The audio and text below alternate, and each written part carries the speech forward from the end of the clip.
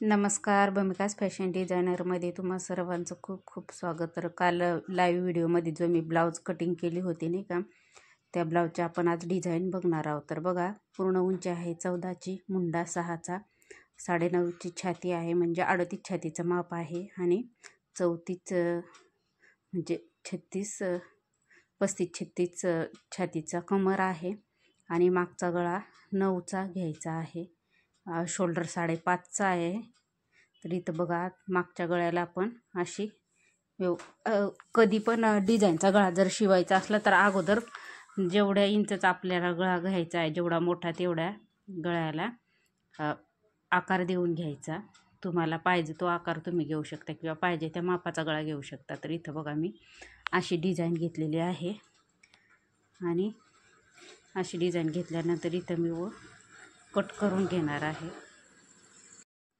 तर मी घेतलेल्या आकारावर तुम्ही कटिंग करू शकता. बघा, स्टार्टिंगला मी अगोदर हा काठ घेतलेला होता, पण हा काठ आहे ना खूप छोटा पडत होता. मग त्याला मॅचवाला असा मी वेगळा कपडा वापरला, गुलाबी कलरचाच. आणि हे बघा, अशी मी गळ्याची प्रॉपरली कटिंग करून घेतलेली आहे. आणि मग नंतर तुम्ही मेन फॅब्रिक आणि अस्तर असं जॉईंट करायचं आहे. तर इथं बघा, जॉईंट पॅचवर्क आहे, पॅच. तर नेहमी जर असं पॅच टाकायचा असला प्रॉपरली तर कॅनव्हास लावायला विसरायचं नाही. तर इथं बघा, मी आता कॅनव्हास तर पिना लावून घ्यायच्या. खास नवीन शिकणाऱ्यांनी नेहमी लक्षात ठेवायचं, पिना लावल्या म्हणजे कसा जो पॅच असतो तो आपला प्रॉपरली व्यवस्थित बसतो, घड्या चुन्या वगैरे पडती नाही. त्याच्यामुळं मग नेहमी डिझाईनचा गळा शिवताना पॅच जर तुम्ही टाकत असाल तर कॅनव्हासचा वापर करायचा. तर इथं बघा, आपला कॅनव्हास कापताना काय करायचं, आपला जो गळा आहे ना त्या गळ्याच्या अर्धा ते पाऊण इंच एक्स्ट्रा कापायचा. तर इथं बघा, हा काठ बसत नाही आहे, तर मग मी तो घेतलेला नाही. इथं मी जरी तुम्हाला दाखवते, पण मग इथं बघा, मी त्याला मॅचवाला असा गुलाबी कलरचा कपडा घेतलेला आहे त्या ब्लाऊजच्या अस्तरला मॅचुअल पद्धतीने. आणि मग इथून असं मी कट करून घेते. इथं बघा, मी तुम्हाला लक्षात आलंच असेल, मी जो कॅनव्हास आहे तो एक्स्ट्राचा कट केलेला आहे, कारण तेवढा आपला शिलाईमध्ये जाणार आहे म्हणून. तर मग इथं बघा, आपली म्हणजे हा पॅच तुम्ही कुठल्याही आकाराचा पॅच घ्या, पण मग कॅनव्हासचा वापर करा. तर बघा, आहे त्याच आकारावरती आता मी इथं जो आपला वरती जो गळ्याचा अस्तरचा होता गळा घेतलेला तो काढून घ्यायचा. पॅच तो मापापुरता ठेवायचा आपल्याला.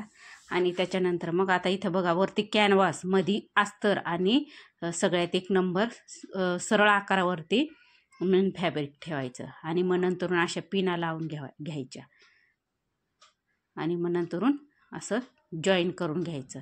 जॉईन करताना व्यवस्थित प्रॉपरली तिन्ही पार्ट जोडले गेले पाहिजे, असं म्हणजे मग कशी आपली जी पॅचची फिनिशिंग आहे ती मस्त व्यवस्थित येते. आता इथं बघा, थोडे थोडे छोटे छोटे कट्स टाकून घ्यायचे.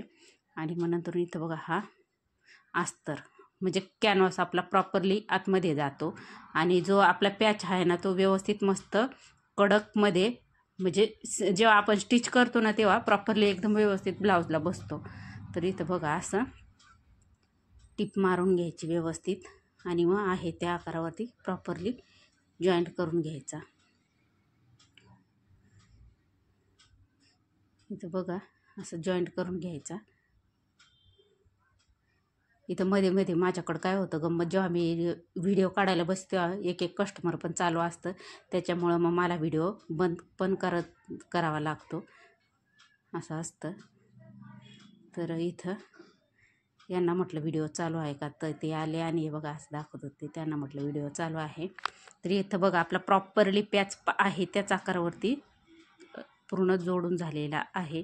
तुम्ही बघू शकता, अशा माझ्या पद्धतीने तुम्ही जोडला तर तुमचा ब्लाऊज म्हणजे डिझाईन एकदम व्यवस्थित येईल. तर इथं बघा, आता आपण आहे ना पायपिंग लावून घेऊ. तुम्हाला नसली लावायची तरी चालेल. मी गुलाबी कलरचा कपडा घेऊन पायपिंग करून घेते. पायपिंगने जास्त फिनिशिंग येते आपल्या पॅचला, त्याच्यामुळं मग पायपिंग शक्यतो करत जायची. म्हणजे तुमच्या आवडीवर आहे किंवा कस्टमरच्या आवडीवर आहे. आपण जेव्हाही डिझाईनचा ब्लाऊज शिवतो तर आपण आपल्या कस्टमरला विचारून घेतो का कशी डिझाईन घ्यायची, कुठं लेस लावायची वगैरे वगैरे, कारण याच्यावरतीच आपली जी शिलाई असते ती अवलंबून असते.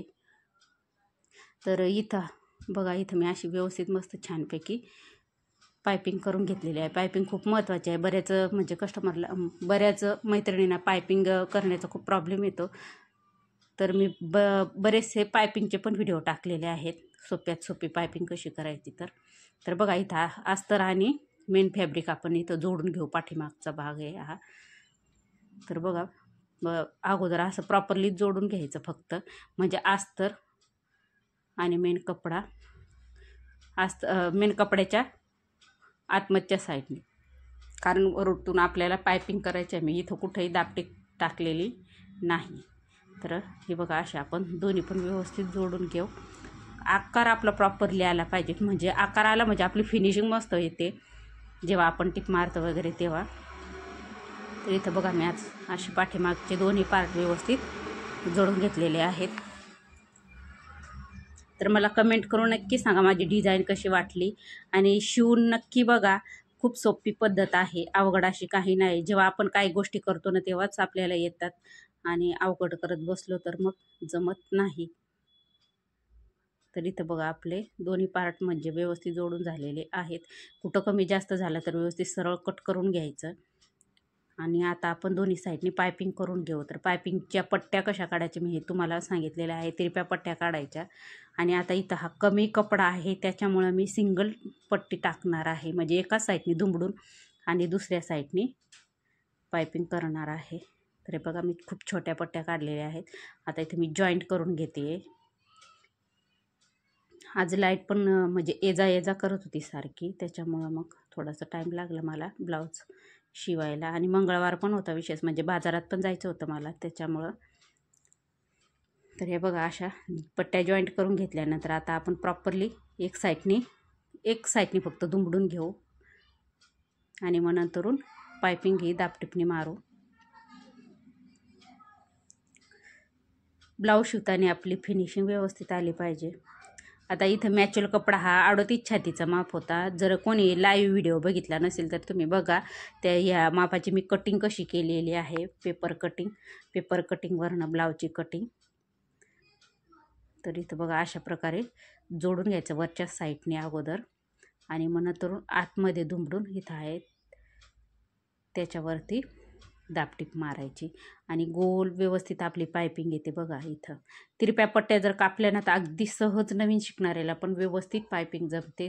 पायपिंग सरळ पट्ट्यांची जमत नाही, पण मग जर तिरप्या स्ट्रेचेबल पद्धतीने पट्ट्या जर कापल्या ना तर एकदम व्यवस्थित पायपिंग जमते, मस्त छानपैकी येते. म्हणजे नवीन शिकणारेसुद्धा तशी पायपिंग करू शकता. इथं बघा आता आपली पायपिंग किती छान आणि गोल अशी आलेली आहे. आता दुसऱ्या बाजूने पण पायपिंग करून घेऊ, कारण कस्टमरला पण मग कसं आपल्याकडं हे आले पाहिजे परत, त्याच्यामुळे मग कस्टमरचं काम करताना पण व्यवस्थित करायचं. आता इथं दुसऱ्या साईडनी पण आता आपण पायपिंग करून घेऊ. छोटे छोटे कट द्यायचे, म्हणजे आपली पायपिंग व्यवस्थित येते, गोल येते अशी. आणि कट नाही पण दिले तरी पण पायपिंग गोल येते, कारण आपल्या ते पट्ट्या आहे ना तिरप्या कापलेल्या आहेत त्याच्यामुळं. तर इथं बघा खूप छान पद्धतीने आपली पायपिंग आलेली आहे. इथं बघू शकता तुम्ही एका साईडची केलेली आहे मी ती. तर मग बघा, जे कोणी माझे व्हिडिओ नवीन बघत असतील तर लाईक, शेअर आणि सबस्क्राईब करायला विसरू नका. आणि असेच नवनवीन डिझाईनचे व्हिडिओ बघण्यासाठी बेल आयकॉनचं बटन पण प्रेस करा, म्हणजे जेणेकरून तुम्हाला नवीन नवीन माझ्या आयडियाज आणि नवीन नवीन व्हिडिओ डिझाईनचे बघायला भेटतील. तर बघा आता आपली दोन्ही साईडची पायपिंग झालेली आहे. आता आपल्याला जोडायचं आहे पॅच. तर इथं बघून घ्यायचं दोन्ही टोकं व्यवस्थित आहेत का. तर बघा आपले दोन्ही टोके एकदम व्यवस्थित आहे, कुठं दोरा वगैरे नाही म्हणजे हे झाला असेल तर मग असं हे बघा व्यवस्थित झालेले आहेत आता दोन्ही साईडचे. तर आता इथं आपण पॅच लावून घेऊ. हा बघा असं पॅच लावायचं आहे. पॅच लावताना अगोदर जो आपण अस्तरचा कपडा कट केला होता नाही का, त्याच मापावरती लावून घ्यायचा आहे. पण मग इथं आपण आहे ना साईडने थोडीशी व्यवस्थित कलर कॉम्बिनेशनमध्ये ही ग्रीन कलरची आपण लेस लावून घेऊ, जेणेकरून जो लुक आहे तो व्यवस्थित खूप छान दिसेल. ब्लाऊजची आपली फिनिशिंग मस्त येईल. त्याच्यामुळं मग तुम्हाला आवडेल त्या पद्धतीची तुम्ही लेस लावू शकता, किंवा कस्टमरनी सांगितल्या तशी तुम्ही लेस लावू शकता. आणि लेस लावताना जर ब्रॉड लेस असेल तर किंवा छोटी जरी लेस असली तरी पण मग डबल टिप मारायला विसरायची नाही, जेणेकरून लवकर त्याचे दोरे वगैरे निघती नाही. मग बघा खूप छान लेस आहे आणि म्हणजे खूप ॲक्टिव्ह लेस आहे, त्याच्यामुळे मग बऱ्याचशा गिरायकांनी माझ्याकडनं ही लेस लावून घेतलेली आहे. आता कसं आहे, लगन सराई सीझनचा टाईम असल्यामुळं मग मला पण वेळ भेटत नाही रोज रोज व्हिडिओ टाकायला, पण प्लीज मला समजून घ्या. मी नक्कीच प्रयत्न करील, कारण डेली रुटीन पण टाकायला वेळ भेटत नाही, कॅमेरा धरायला वेळ नाही. त्याचबरोबर माझे कसं गिऱ्हाईक एवढे अर्जंटली असतात ना, त्या ब्लाऊज रुकवायचं काम चालतं माझं. तर इथं बघा 4.5 इंचावरती 3.5 इंचाचा टक्स द्यायचा आहे. आणि हा माप तुम्हाला परत मी सांगते, हा 38 छातीचा माप आहे. प्रॉपरली 38 छातीचा माप प्लस 2 इंच एक्स्ट्रा आहे. तर इथं बघा दोन्ही साईडने आपण टक्स देऊन घेऊ. आता इथं आपण पॅच लावून घेऊ. पॅच लावताना बघा याच्या आकारावरती अगोदर खडूने व्यवस्थित खुणा करून घ्यायच्या, म्हणजे मग तुम्हाला जे सिलाई मार्जिनमध्ये किती जाईल लगेच लक्षात येईल. आणि जिथून खडूने खुणा करून घेतल्या तिथूनच टिप मारायला सुरुवात करायची, म्हणजे आपला जो पॅच आहे ना तो व्यवस्थित एकदम मस्त प्रॉपरली बसेल. तर इथं बघा मी अशी खूण करून घेतली आणि मग नंतर असं पॅच आपण आता जोडून घेऊ. तुम्हाला जर डायरेक्टली प्रॉपरली म्हणजे जोडायला जमत नसेल तर तुम्ही सेफ्टी पिना लावून घ्यायच्या आणि मग नंतरून जोडायचं. आता इथं मला सवय आहे त्याच्यामुळं मग मी जोडते, पण मग तुम्ही जर नवीन असाल शिकणारे तर पिना लावून आणि मग नंतरून जॉईंट करत चला. तर मग इथं बघा बघू शकता, इथं आपण आता दोरा माझा तुटला होता, इथं मी दोरा जॉईंट जोडून घेते आणि मग नंतर व्यवस्थित असं टिप मारून घ्यायची. आणि या पॅचला पण टिप मारताना आहे ना डबल टिप मारायची. इथं बघा व्यवस्थित लॉक करून घ्यायचं आणि मग नंतरून खाली डबल टिप मारून घ्यायची. हे बघा प्रॉपरली खूप छान व्यवस्थित आला आहे आपला ब्लाऊज.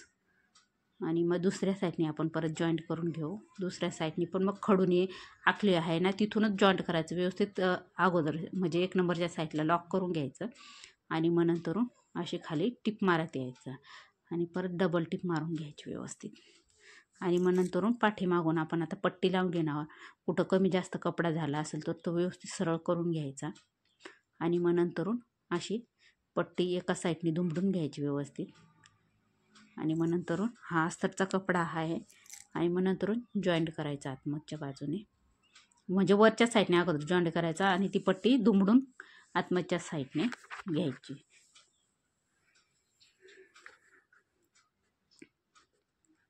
तर बघ इथं बघा फिनिशिंग खूप छान आलेलं आहे.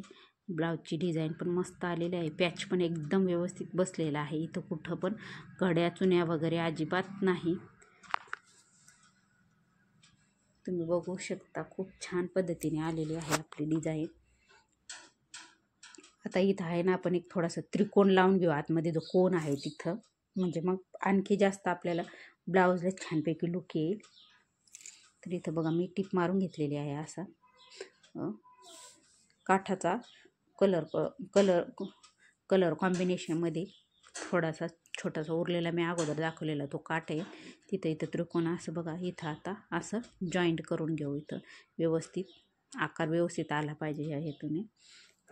इथं असं जॉईंट करून घ्यायचं मस्त, म्हणजे मग खाली आपल्याला एक छोटासा रेडीमेड पॅच लावायला जमेल. आणि मग इथं व्यवस्थित दोरा परत तुटला माझ्याकडनं.